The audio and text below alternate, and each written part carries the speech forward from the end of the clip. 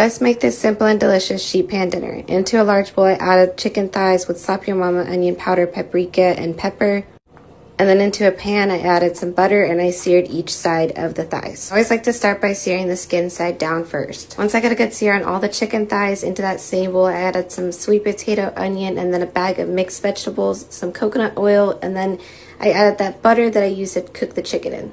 Now I'm sure fresh vegetables would be a lot better here, but I just had frozen vegetables on hand. Once I added all the vegetables into the bowl, I also added turmeric and ginger in there. I ended up using 2 pans because it was a little bit more than I was expecting. I spread everything out with the chicken. I put it in the oven at 400 for about 35 minutes. It turned out super delicious and it was easy cleanup. I've been trying to set the habit of making sure I clean up the kitchen after dinner every night. Tonight we had an early dinner and then we did a family cleanup and reset the house.